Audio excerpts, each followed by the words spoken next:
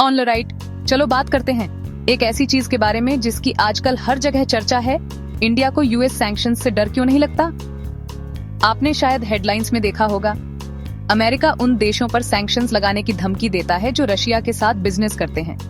पर इंडिया पीछे नहीं हट रहा।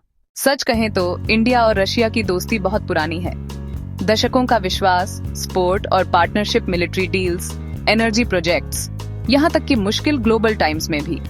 जब दुनिया ने रशिया को अलग थलग करने की कोशिश की, इंडिया ने अपने चैनल्स खुले रखे। क्यों? क्योंकि इंडिया के लिए दोस्ती दबाव या डर के बारे में नहीं है, यह लॉयल्टी और म्यूचुअल बेनिफिट के बारे में है।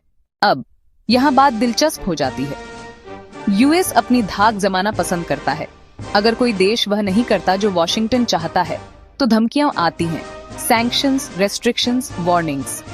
पर इंडिया कोई साधारण देश नहीं है। यह एक उभरती हुई सुपर पावर है, एक ऐसा देश जहां 1 बिलियन से ज्यादा सपने हैं और एक बूमिंग इकोनॉमी है। इंडिया वर्ल्ड स्टेज पर अपनी वैल्यू जानता है, और वह सबको, जिसमें यूएस भी शामिल है, यह याद दिलाने से डरता नहीं है। जरा सोचो, क्या यह सही है कि कोई और आपको बताए कि आप किससे दोस्ती कर सकते हैं? कल्पना करो कि बचपन से आपका एक दोस्त है और अचानक कोई उस रिश्ते को तोड़ने की कोशिश करता है, सिर्फ इसलिए क्योंकि उन्हें आपका दोस्त पसंद नहीं है। ठीक यही यहाँ हो रहा है।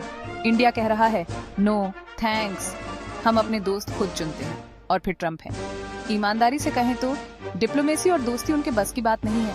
वह डील्स करने में अच्छे हैं, पर सच्ची अलायंस को समझना उतना नहीं। दोस्ती सिर्फ एक हैंडशेक या फोटो ओनअप से ज्यादा गहरी होती है। यह मुश्किल समय में एक दूसरे के साथ खड़े रहने के बारे में है। पर यहाँ क्या है जो इंडिया को अलग बनाता है?